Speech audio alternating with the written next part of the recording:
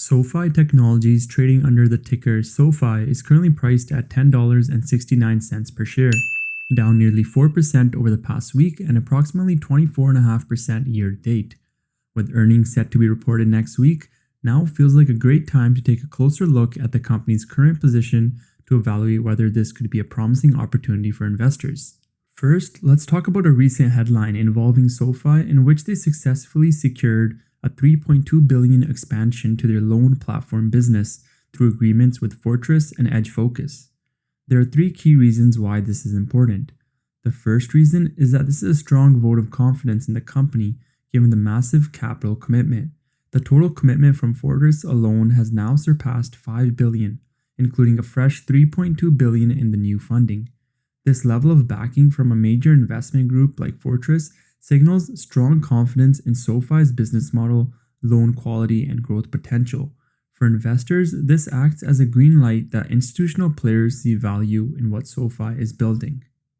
The second reason is this move offers scalability and reduced risk.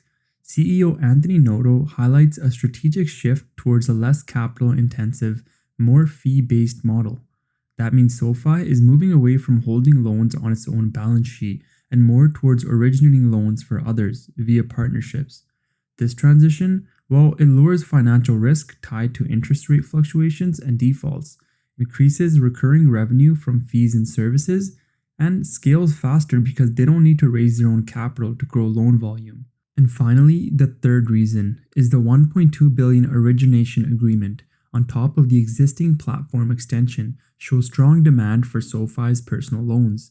That demand is being met with smart partnerships and efficient tech infrastructure, making SoFi a scalable fintech platform rather than just a digital lender. All in all, this deal highlights SoFi's ability to attract major institutional backing, scale efficiently through partnerships, and build a more resilient, fee-based business model.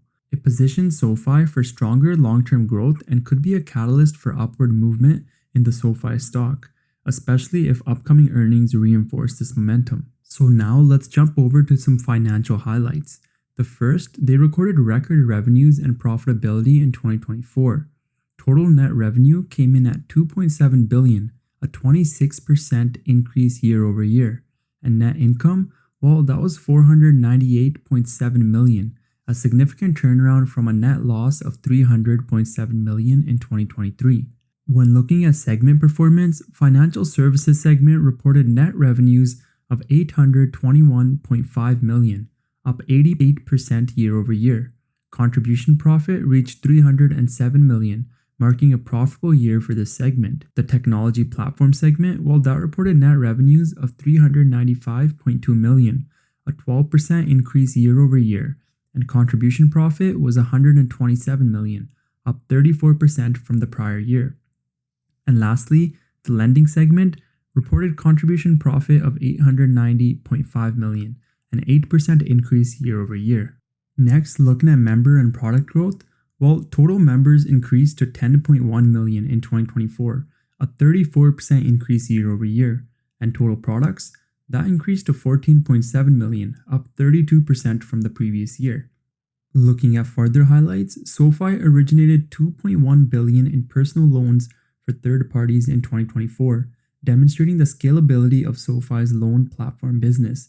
Now, as I mentioned earlier, based on the recent headline, this strategy is still in full effect. And also, they're shifting towards a fee-based revenue model. And fee-based revenue, well, that reached $969.9 million for the full year, a 74% increase year over year, reinforcing SoFi's strategic shift towards less capital-intensive, fee-generating business models.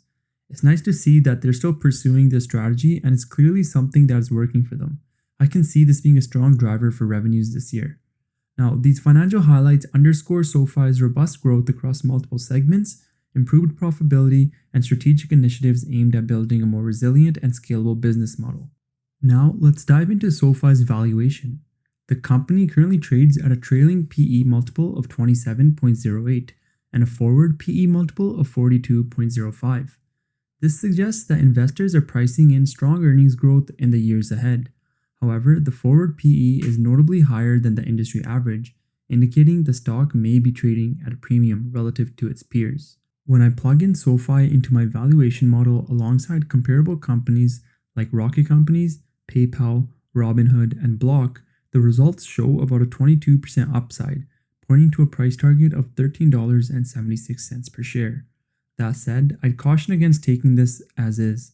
SoFi's business model differs quite a bit from these companies, making a direct comparison is a bit of a stretch. Still, the estimate is useful. If we apply a 20% margin of safety, we could reasonably argue that the stock is trading close to its fair value based on its fundamentals. Looking at analyst price targets, the average sits around $13.04 a share, with estimates ranging from a low of $5 to a high of $20. So our model's estimates aren't that far off from market consensus. As for analyst recommendations, opinions are mixed but generally lean toward a hold. Based on everything we've discussed, I'd argue that if your investment horizon is 12 to 24 months, SoFi could be a strong long-term play, especially given the direction fintech is headed and the strategies SoFi has in place. But if you're looking for short-term gains or planning to hold for less than a year, it might be wiser to stay on the sidelines for now. One key thing to watch in the upcoming earnings report is SoFi's 2025 outlook. With the current market conditions and evolving consumer trends, especially in the financial services space, their forward guidance could play a big role in shaping investor sentiment. So once again, I appreciate you all sticking around until the end of the video. If you enjoyed it, please drop a thumbs up and subscribe to the channel for more stock updates, and let me know in the comments below what stock you want me to analyze next. As always, thanks for watching, and I'll see you in the next one.